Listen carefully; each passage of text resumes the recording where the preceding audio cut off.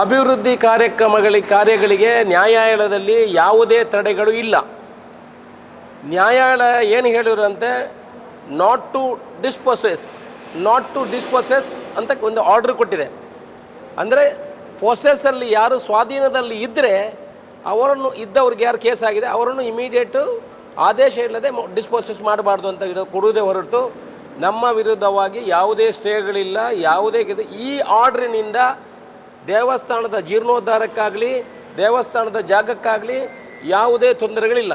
ಈ not to disposes ಅಂತ ಏನು ಆರ್ಡರ್ ಕೊಟ್ಟಿದ್ದಾರೆ ಅದನ್ನು ಕೂಡ ಪ್ರಶ್ನೆ ಮಾಡುವಂಥ ಕೆಲಸವನ್ನು ಮಾಡ್ತೇವೆ.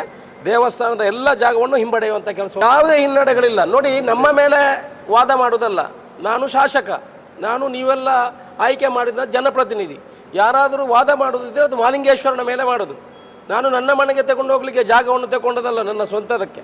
ನೀವು ಏನಾದರೂ ನ್ಯಾಯ ಕಟ್ಟಳೆಗೆ ಹೋಗೋದಿದ್ರೆ ನೀವು ತಿಳ್ಕೊಳ್ಳಿ, ನೀವು ಮಹಾಲಿಂಗೇಶ್ವರನ ಮೇಲೆ ನ್ಯಾಯ ಕಟ್ಟಳೆಗೆ ಹೋಗೋದು, ನನ್ನ ಮೇಲೆ ಅಲ್ಲ, ಆಡಳಿತ ಸಂಘದ ಮೇಲೆ ಅಲ್ಲ.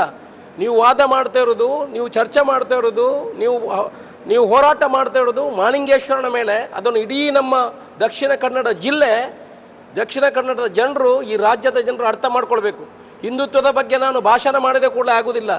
ಯಾರು ಈಗ ಹೋಗ್ತಾ ಇರೋದು ಕೋರ್ಟಿಗೆ? ಯಾರ ಮೇಲೆ ಹೋಗ್ತಾ ಇರೋದು? ಅಶೋಕ್ ರೈ ಮೇಲೇನಾ? ಕಮಿಟಿ ಮೇಲೇನಾ? ಆ ಮಹಾಲಿಂಗೇಶ್ವರನ ಮೇಲೆ. ಮಹಾಲಿಂಗೇಶ್ವರನ ಆಸ್ತಿ, ಅದಕ್ಕೆ ತಗೊಳ್ಳುವಂಥ ಮಹಾಲಿಂಗೇಶ್ವರನ ಜಾಗವನ್ನು ಬಿಡುವ ಸಂಗತಿಯೇ ಇಲ್ಲ. ಕೋರ್ಟಿನಲ್ಲಿ ಹೋರಾಟ ಮಾಡ್ತೇವೆ, ಅದಕ್ಕೆ ಮೊದಲು ತೆಗೆದುಕೊಂಡು ಹೋಗ್ತೇವೆ.